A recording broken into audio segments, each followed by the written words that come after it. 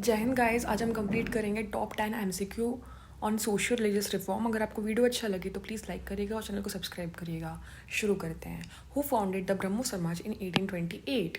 That is राजा राम मोहन रॉय। राजा राम मोहन रॉय कहाँ से थे? दैट इज़ बंगाल से थे। इन्होंने कब फाउंड किया था? 1828 में ब्रह्मो समाज फाउंड किया था, है ना। और ये किस लिए जाने जाते हैं? Monotheism, social reform and education पे। ठीक है। अब मोनोथिज्म क्या होता है? जो एक गॉड को माने, एक भगवान को माने, है ना। Next question, which reformer is associated with the Arya Samaj? Arya Samaj से कौन एसोसिएट है? That is Swami Dayanand Saraswati. तो आर्य समाज की स्थापना 1875 में किया गया था। किसके द्वारा? स्वामी दयानंद सरस्वती के द्वारा। आर्य समाज की बात करें तो इसकी स्थापना हुई थी मुंबई में। इसमें भी मोनोथिज्म को प्रमोट किया था और जो स्टेचू पूजा जो होती है, मूर्ति पूजा, उसको तिरस्कार किया था। मतलब नहीं मानते थे कि भाई हम स्टेचू नहीं, हम एक आत्मावादी है, हम भगवान सबका एक ही है। जाति भेदभाव को उन्होंने डिस्कार्ड किया था। दहेज प्रथा, बाल विवाह, ये सारी चीज़ें इन्होंने यहाँ पे, ये समाज के द्वारा इन्होंने इसे डिस्कार्ड किया था। Next, the Aligarh movement was started by, किसने स्टार्ट किया था Aligarh movement? That is Syed Ahmad Khan ने। सैयद अहमद खान ने इसे यूपी से स्टार्ट किया था और इसका मेन एम ये था कि मुस्लिम्स कम्युनिटी को मॉडर्न एजुकेशन की तरफ ले जाना और उन्हें एक प्रैक्टिकल थिंकिंग देना, प्रैक्टिकल या साइंटिफिक। ठीक है। शुरुआत हुई थी 1875 में। ठीक है। तो अलीगढ़ मूवमेंट किससे एसोसिएट है? Syed Ahmad Khan. Who among the following was a key figure in the widow remarriage movement? तो कौन की फिगर है विडो रीमैरिज मूवमेंट में? दैट इज, पहला ऑप्शन देख लेते हैं। राजा राम मोहन रॉय, स्वामी विवेकानंद, ईश्वर चंद्र विद्यासागर, बाल गंगाधर तिलक। तो विडो रीमैरिज से हम किसे जानते हैं? That is Ishwar Chandra Vidyasagar. देखते ऑप्शन सही है कि नहीं? सही है। Ishwar Chandra Vidyasagar campaigned for widow remarriage and used ancient Hindu text to justify leading to the widow remarriage act 1856, है ना। तो विडो रीमैरिज एक्ट कब आया था? 1856 में। इसके मेन लीडर हैं ईश्वर चंद्र विद्यासागर। ठीक है। Which organization was founded by Swami Vivekananda in 1897? तो कौन सी ऑर्गेनाइजेशन फाउंड किया था स्वामी विवेकानंद जी ने इन 1897? दैट इज़, पहले ऑप्शन पढ़ते हैं। आर्य समाज नहीं, क्योंकि ये तो स्वामी दयानंद सरस्वती थे। ब्रह्मो समाज में राजा राम मोहन रॉय थे, है ना।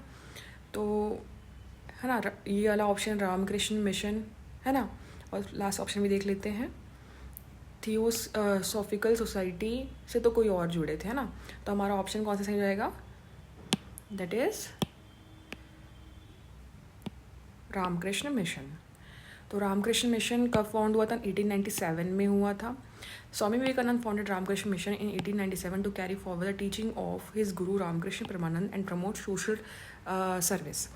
तो ये स्वामी विवेकानंद भी वेदास को मानते थे और उनके जो गुरु थे रामकृष्ण परमहंस जी का, उनकी टीचिंग्स को प्रमोट कर रहे थे इस चीज़ से।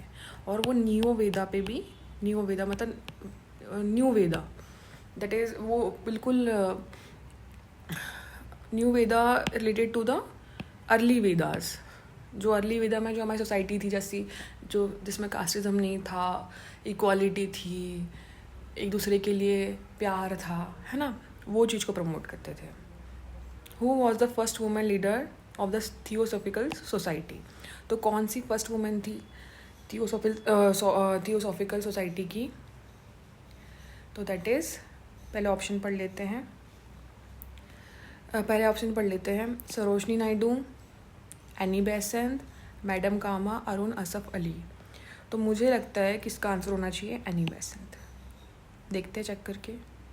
बिल्कुल सही है अपना आंसर।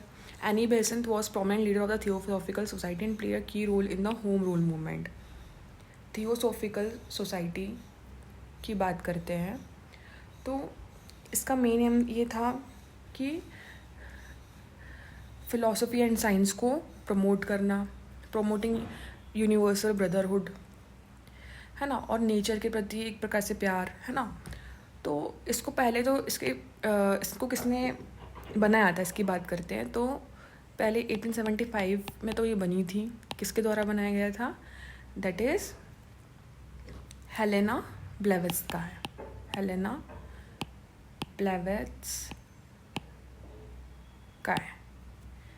है ना। ये मेन पॉइंट है इसका,